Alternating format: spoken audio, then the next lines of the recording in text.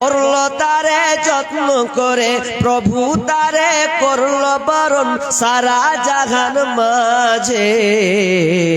কোন বিরাহি মন দাসী হীরা গুহার মাঝে, কোন বিরাহি মন দাসী হীরা গুহার মাঝে। কার বিরহে চোখের পানি ঝরাই সকাল সাঁঝে। কি সাধনায় মগ্ন হলো কারবা প্রেমে মন মজিল। কি সাধনায় মগ্ন হলো কারবা প্রেমে মন মজিল। কারবা প্রেমে আকুল আশা অন্তরে তার বাজে। কোন বেরাহি মন দাসী হীরা গুহার মাঝে। হঠাৎ হলো জানা জানি কানা কানি আসলো প্রিয় ওয়াসিম বাণী। হঠাৎ হলো জানা জানি কানা কানি আসলো প্রিয় ওয়াসিম বাণী। আধার ধরা আলো হলো কোরআন নূরের তাজে। কোন বেরাহি মন দাসী হীরা গুহার মাঝে। কোন বেরাহি মন দাসী হীরা গুহার মাঝে। কারণ বিরহে চোখের পানি ঝরাই সকাল সাঁঝে। কারণ বিরহের চোখের পানি ঝরাই সকাল সাঁঝে।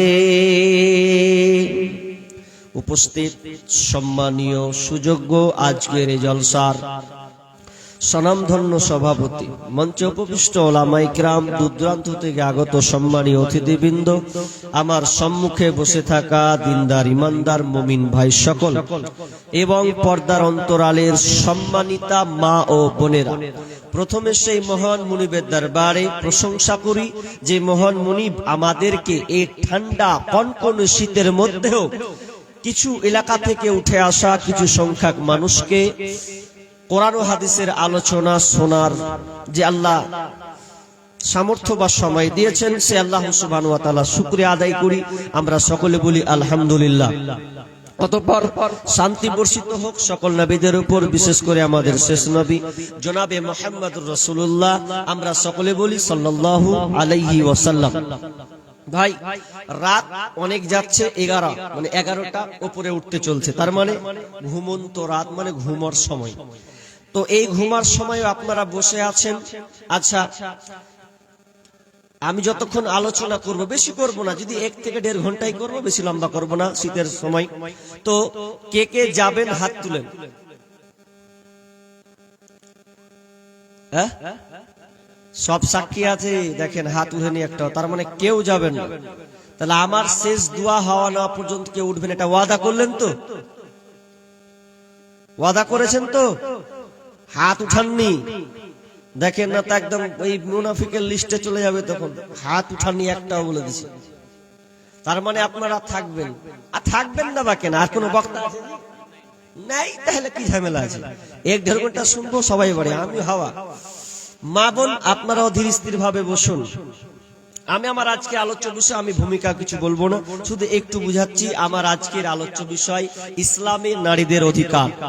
তাহলে এটা নিয়ে লম্বা করতে গেলে অনেক সময়ের দরকার। 1 ঘন্টা আলোচনা করব, কিছুক্ষণ আপনাদের কাছ থেকে কিছু নিব। মাল ঝাড়তে হবে তো আজকে, ওটা তো জানেনি, ওটা বলতে হয়। কি বললাম? তো আজকে আমার আলোচ্য বিষয় ইসলামে নারীদের অধিকার।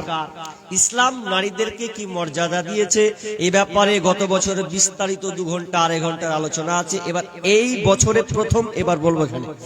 তো ইসলামে নারীদের অধিকার, ইসলাম নারীদেরকে কি মর্যাদা দিয়েছে। তো মর্যাদা জানতে গেলে আগে জানতে হবে যে জাহিলিয়াত, তাহলে নারীদেরকে কেমন ব্যবহার করা হতো, এটা আমাকে আপনাকে আগে জানতে হবে। না হলে আপনি বুঝতে পারবেন না যে কেমন মেয়েদের। মা বোন, আপনাদের লেগেও আজকে আপনাদেরকে আমি এই উপহারটি দিচ্ছি, আপনারা শ্রবণ করুন। ইসলামের নারীদের অধিকার। আজকে বর্তমান ইদানিং বুদ্ধিজীবীরা বলছে ইসলাম নারীদেরকে সম্মান দেয়নি, বরং সম্মানের জায়গায় হরণ করেছে, ইজ্জতের আরো কি নষ্ট করেছে। এটা কিভাবে ওরা বলছে? ওরা বলতে চাইছে যে মেয়েদেরকে বাড়ি থেকে বের হতে নিষেধ করছে। ইসলাম কিন্তু এভাবে বলেনি। আর ওরা বলছে যে মেয়ে ছেলেকে বরখাতে ভরে রাখছে, তার মানে এটা ইসলাম ওদের সম্মানকে হানি করেছে। আচ্ছা, এই কথাটা সত্য না মিথ্যা হবে? মিথ্যা, 100-তে 100 মিথ্যা হবে। এর উদাহরণ দিতে গেলে আবার অনেক চ্যাপ্টার আছে, ওটা বলছি না। তো ইসলামের নারীদের অধিকার, আজকে বর্তমানে নেতারা বলছে এই নারীদেরকে সম্মান দেয় না, বুদ্ধিজীবীরা মাঠে মানে ময়দানে স্লোগান দিচ্ছে, আর ই খেপি পাগলি মেয়েরাও স্লোগান ধরলিছে একসাথে। কি বলছে? আমাদের দেহ আমাদের মন, বাধা দিবে কেন অন্যজন, আমরা নারী আমরা স্বাধীন, আমরা নারী যা ইচ্ছা তা করতে পারি, স্বামীর কথা শুনবো না, বদ্ধ ঘরে থাকবো না, আমাদের দেহ আমাদের মন, বাধা দিবে কেন অন্যজন, আমরা স্বাধীন আমরা নারী যা ইচ্ছা তা করতে পারি। শেষের কথাটা কি হবে বলেন তো? শেষে এই কথাটা বলতে হবে, মারো ওদের পাছায় ডান্ডার বাড়ি, সব ঠিক হয়ে যাবে। মেয়েদেরকে ইসলামে নারীদের অধিকার এতটা দিয়েছে, আপনি যত ঘাটবেন পুরুষের চাইতে মেয়েদেরকে বেশি দিয়েছেন আপনি। কারণ 3 ভাগে, আমি আগে বলেছি, পরে বলতে পারবো কিনা। এক, কন্যা হিসাবে মেয়েদের অধিকার কতটা আছে, আপনি ফুলে কত হাদিস নেবেন।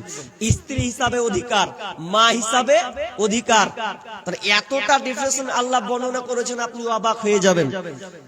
এক নেতা, একটু বলেই দিই, এক নেতা স্লোগান মারছে যে নারীদেরকে অধিকার দিতে হবে। কারণ অধিকারটা কি? হাফ প্যান্ট পরে ঘুরবে তোমরা, বরখা পড়তে হবে না, চাকরি লাও, ছেলে মেয়ে একসাথে বসো, চা খাও, আনন্দ ফুর্তি করো, ওরাও সিগারেট খাবে তোমরাও সিগারেট খাও, মানে এ সব রকম বজায় রাখতে হবে। তো ওই নেতা বাড়ি এসে বিবিকে বলছে, বিবি রে তোর লেগা খুব স্লোগান মানলু, খুব চিল্লাছি মাঠে, তো কি করেছো?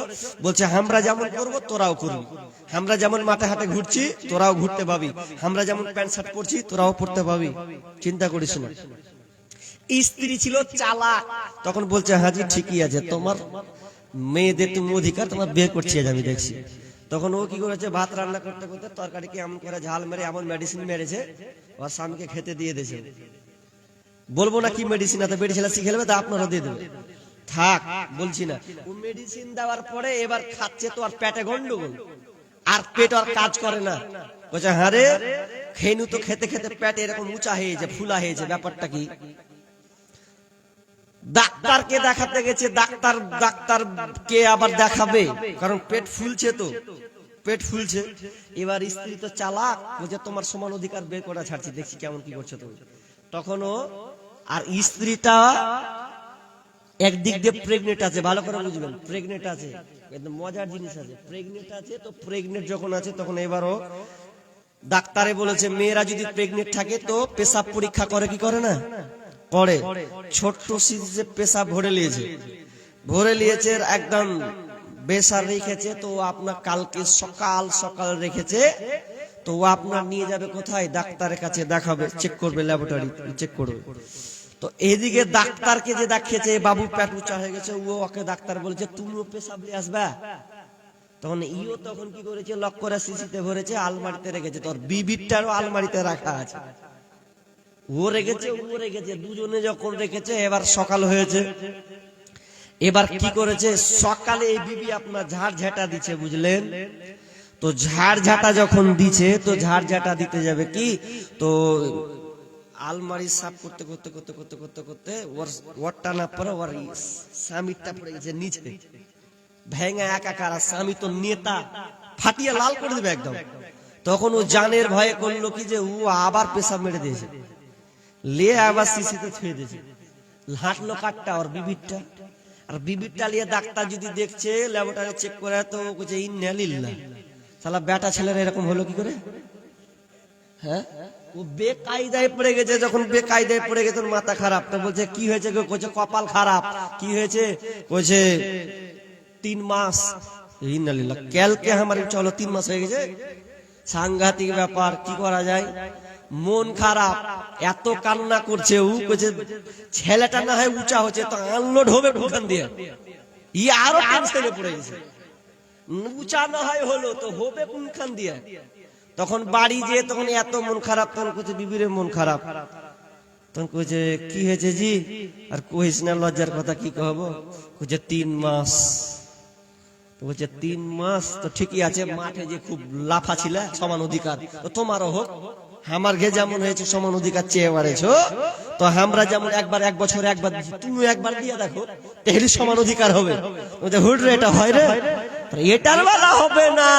তখন মন খারাপ, কাঁদছে। তখন বি বলছে জানো তোমার ভয় কি করব, তোমারটা পড়ে গেছে তো আমারটা রেখে দিয়েছি, চিন্তা করি না, তো আমার আছে পেটে। তখন বলছে বাঁচনু রে বিবি বাঁচনু, না তো সবই যেতাম। আচ্ছা এটা কোনোদিন হয় সমান অধিকার? জীবনও এটা হবে না। চলেন, ইসলাম নারীদেরকে কতটুকু মর্যাদা দিয়েছে তার বাগে আপনাকে ইতিহাস, ভারতীয় জাহিলিয়াত কিছু জানতে হবে, আরবীয় জাহিলিয়াত জানতে হবে, খ্রিস্টান ইহুদি তাদের ব্যাপারে জানতে হবে, তাহলে আপনি সচেতন হবে মা বোন। চলেন এবার আমরা হাদিসের দিকে যে আয়াতটা পড়বো, হাদিস, প্রথম হাদিস পড়বো। মা আয়েশা রাদিয়াল্লাহু তাআলা আনহা নিজে বর্ণনা করছেন, কিতাবুন নিকাহ, এখান থেকে ইমাম বুখারী আলাইহি রাহমাহ বর্ণনা করছেন যে মেয়েদের বিবাহটা কেমন ছিল আগে। মা আয়েশা নিজে বর্ণনা করছেন মেয়েদের বিবাহ কই ধরনের হতো, তিনি নিজেই বর্ণনা করছেন জাহিলিয়াতের যুগে মেয়েদের 4 ধরনের বিবাহ হতো, 4 ক্যাটালগে বিবাহ হতো। 1 নাম্বার বিবাহ তিনি নিজে বর্ণনা করছেন, 1 নাম্বার বিবাহ হতো বর্তমানে যেমন করে লেনদেন হয়, আদান প্রদান হয়, এই রকম একটা বিয়ে সেই সময় কিন্তু ছিল। নাম্বার 2 নম্বর নিয়ম ছিল, বিবাহর নিয়মটা মা বোন ভালো করে কান লাগান। বিবাহর নিয়মটা হচ্ছে যখন কোনো একটা ছেলে একটা মেয়ে দুজনে যখন বিয়ে হয়ে গেল, বিয়ে হওয়ার পর যখন প্রথম পিরিয়ড, প্রথম মাসিক যখন মুক্ত হয়ে গেল, ভালো যখন হয়ে গেল, এমন সময় স্বামী বিবিকে বলতো, বিবি রে, ও আমার বিবি, আজ আমি তোমাকে আজ থেকে এলান করে দিলাম, তুমি আমার কাছে আর ঘুমাতে পাবে না, শুতেও পাবে না।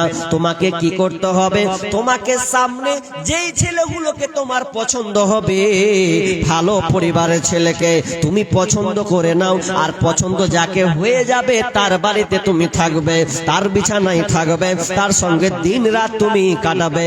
কতদিন পর্যন্ত?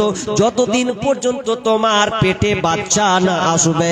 তার মানে নিয়মটা ছিল, স্বামী বলে দিত, বিবি তুমি যাও, ওই ছেলেটাকে পছন্দ করেছে, ওর সঙ্গে তুমি জিমা, ওর সঙ্গে তুমি মিলন করবে, আর মিলন করার পরে যে পেটে বাচ্চা যখনই চলে আসবে, যখন পেটে বাচ্চা সম্পূর্ণ হয়ে যাবে, তো পৃথিবীতে যখন ভূমিষ্ঠ হবে, তখন এরপরে তুমি আমার কাছে আসবে।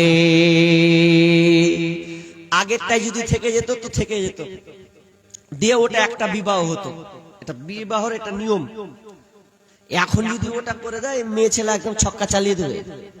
যদি ওই এটা হয়, না হলেও তো পরকিয়া মায়েরা করছে, বোনেরা করছে, ছাড়বে না তো, ওটা পেন্ডিং এ রাখেন, বলবো পালাবে বাকি কটা, তখন ওই বাজারটা বলবো, তার আগে বলবো।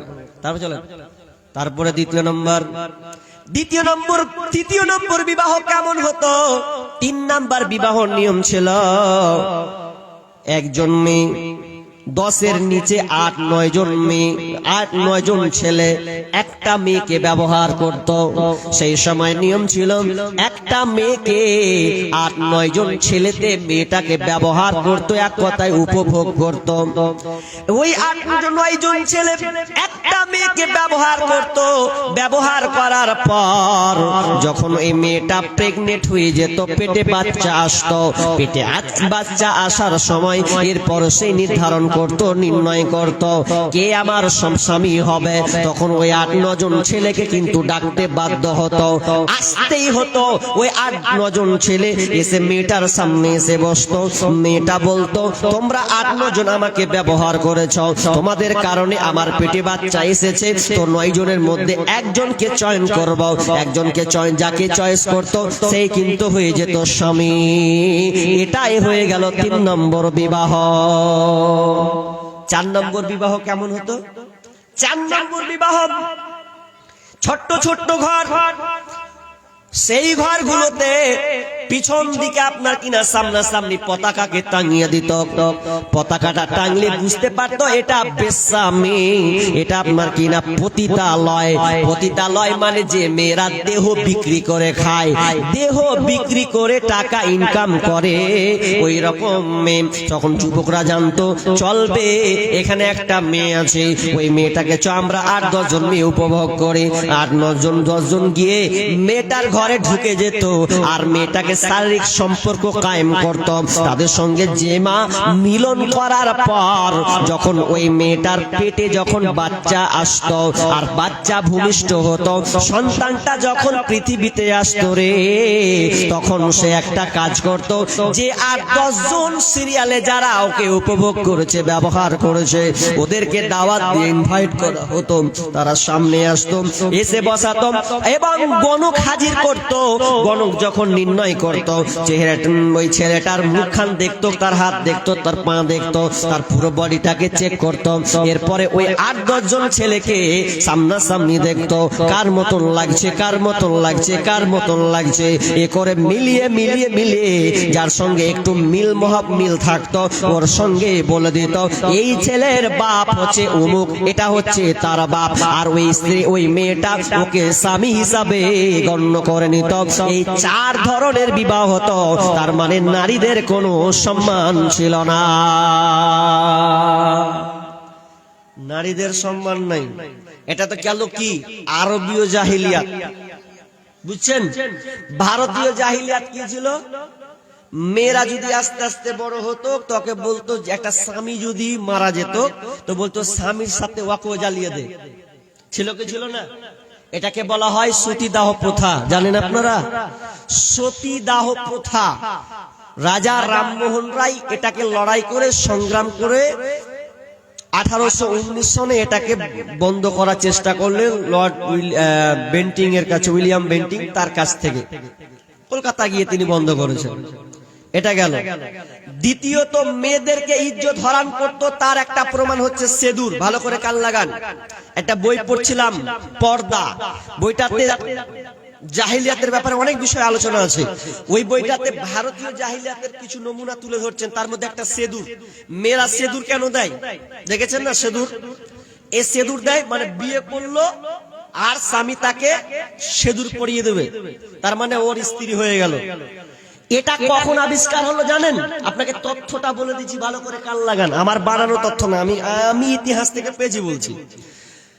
যখন কোন হিন্দু ছেলে বিবাহ করেছে, কেন এটা করা হলো? সন্ন্যাসীরা বলতো সেই সময় মেয়েদেরকে উপভোগ করা হতো, মেয়েদের সম্মান দেওয়া হতো না। বিয়ে করলেও মেয়েটার উপরে নির্যাতন করা হতো। যেই ছেলে এসে মেয়েটাকে বলতে এত সুন্দর মহিলা, ওকে ঢুকায় এক ঘরে, তাকে উপভোগ করা হতো। এই জন্য সন্ন্যাসীরা একটা আবিষ্কার করলেন যে মেয়েটা বিয়ে হয়েছে যেন পাবলিক জানতে পারে এর সঙ্গে একটা যুক্ত হয়েছে, তার তত্ত্বাবধানে কেউ আছে, তার স্বামী আছে। তখন আপনার সন্ন্যাসীরা একটা ছক টানলো, একটা দাগ দিল কি যে বিবাহ করবে সে যেন সেদুরটা লাগিয়ে দেয়। আর সেদুরটা লাগিয়ে মানে রেড সিগন্যাল, তার মানে এখানে খাতরা আছে, খবরদার হাত লাগাবি না। এর কিন্তু জোড়া হয়ে গেছে, ও কিন্তু একা নয়, জোড়া হয়ে গেছে। ওই জন্য যেন মেয়েটাকে কেউ আর ব্যবহার না করে তার স্বামী ছাড়া।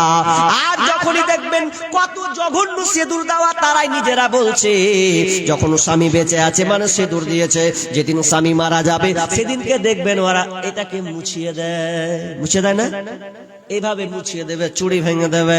তার মানে ওর সঙ্গে যে সম্পর্ক ছিল ওর স্বামী তত্ত্বাবধানে আর না, এখন মানে ওই একা। সেদুর মিটিয়ে দিলে মানে ওই একা, এবার লাইনে ঢুকে যাও। নিয়ম সেদুর মাখা।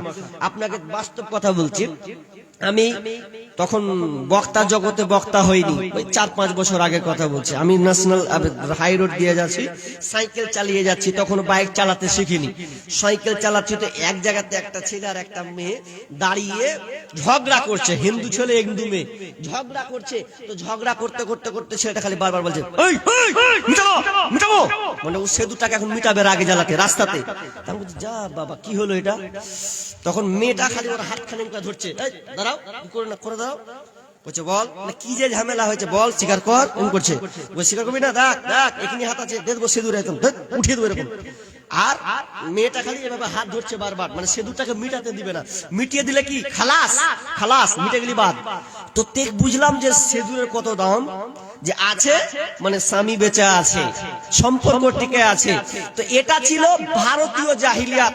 খ্রিস্টীয় জাহিলিয়াত, খ্রিস্টান যারা, ওরা বলছে নারী হচ্ছে শয়তানের জাত, নারী শয়তান থেকে খারাপ, শয়তানের জাত ওরা। ওই জন্য দেখবেন খ্রিস্টানেরা পাদ্রীরা বিয়ে করে না, ওরা বিয়ে করবে না, কি করবে ওরা আবার মিলন করবে। সন্ন্যাসী আপনার পাদ্রী ওরা এসে মিলন করবে কিন্তু বিয়ে করবে না, ওই জন্য ওদের এইডস রোগ বেশি বের হয়, এটা সমীক্ষা বলছে। আর যারা ইহুদি ওরা বলে কি জানেন, ওরা বলছে পুরুষের মানে পুরুষের দোষ চাইতে নারীদের বদগুণ অনেক খারাপ। মানে কি বলতে চাইছে, যে পুরুষের দোষটাও ভালো কিন্তু নারীরা ভালো নয়, ভালোটা ওদের ভালো নয়। এটা হচ্ছে ইহুদের কথা। এবার চলেন মেয়েদেরকে সম্মান আল্লাহ সুবহানাহু ওয়া তাআলা কিভাবে দিয়েছেন বন্ধুরে। আল্লাহ সুবহানাহু ওয়া তাআলা বলছেন সূরা নাহাল 16 নম্বর সূরা 58 নম্বর আয়াতে আল্লাহ সুবহানাহু ওয়া তাআলা বলছেন ওয়া ইযা বুশিরা আহাদুহুম বিল উনসা যাল্লা ওয়াজহুহু মুসওয়াদ্দান ওয়া হুয়া কাযীম ইয়াতাওয়ারা মিনাল কওমি মিন সুই মা বুশিরা বি আয়ুমসিকুহু আলা হুনিন আম ইয়াদুসসুহু ফিত তুরাব ওয়া ইযা যখন তাদেরকে সংবাদটা দেওয়া হতো, যখন ওদেরকে বলা হতো তোমাদের মেয়ে কন্যা সন্তান হয়েছে, তখন তাদের মুখখানটা কালো হয়ে যেত,